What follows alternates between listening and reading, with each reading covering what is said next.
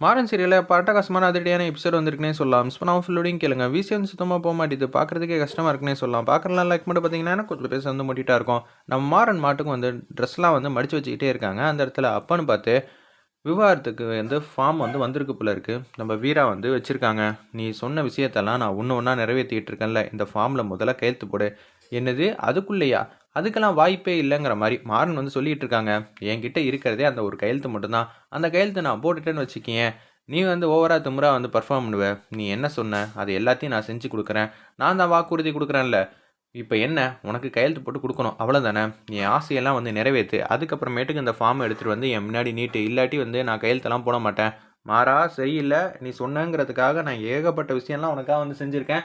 நீ இப்படி பேசுகிறதெல்லாம் வந்து சுத்தமாக வந்து சரியே இல்லைங்கிற மாதிரி உச்சக்கட்ட கோவத்தில் வந்து பேசுகிறாங்க. அந்த இடத்துல வீரா இதை கேட்டோன்னா கடுப்பாயிட்டாங்க.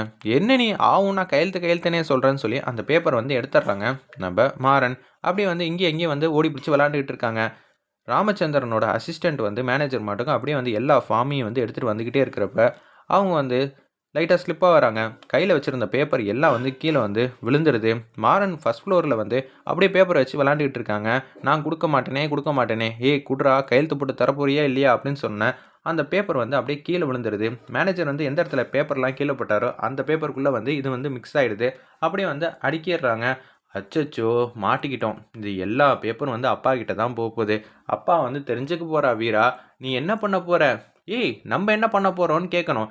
விவாகரத்து கேட்குறது யார்? நீ தானே. அப்போனா அப்பா வந்து யார்கிட்ட கேட்பாங்க? உன்கிட்ட தானே கேட்பாங்க வீரா. நீ எப்படி சமாளிக்க போகிற? உன்கிட்ட கேட்க மாட்டாங்களா? நான் எப்படி இருந்தாலும் விவாகரத்தெல்லாம் உனக்கு நான் தரமாட்டேன்னு தெரியும். ஏன்னா நான் ஆசைப்பட்டு உனக்கு முன்னாடியிலேருந்து தாலி கட்டல, பின்னாடியிலேருந்து தாலி கட்டியிருக்கேன். அப்படி இருக்கும்போது நான் கொடுப்பேனா?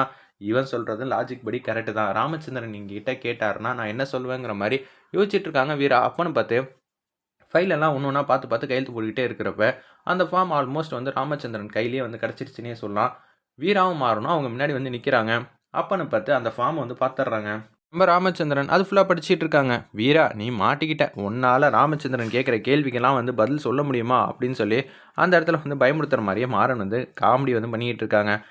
நம்ம மாறன் மாட்டுக்கும் கேஷுவலாக வந்து நின்றுட்டு இருக்கிறப்ப நிச்சயம் இது எல்லாம் வந்து வீரா தான் வந்து கேட்டிருப்பா. இவங்க 2 பேரும் ஒத்துமையாக இருக்காங்கன்னு தான் நினச்சிக்கிட்டு இருக்கேன். அப்புறம் எதுக்கு வீரா வந்து இப்போ விவாகரத்து வந்து கொடுக்குறா?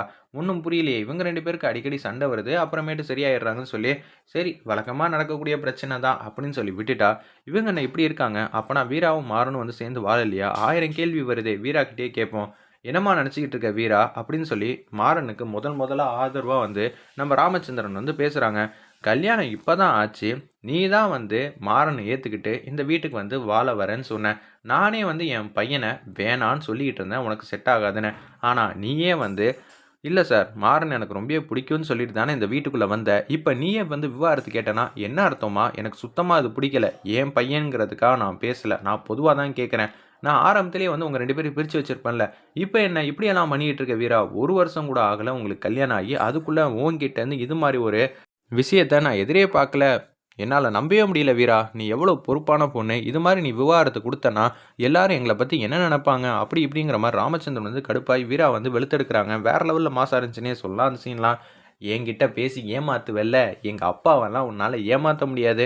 சாரி மாமா மன்னிச்சிருங்க. நான் வந்து மாறனோட தான் சேர்ந்து வாழ போகிறேன் வீரா. நீ ஏன் சொல்லிடுறியா அப்படின்னு சொல்லி அந்த இடத்துல வந்து மாறன் வந்து நக்கல் பண்ணிக்கிட்டு இருக்காங்க நம்ம வீராவை.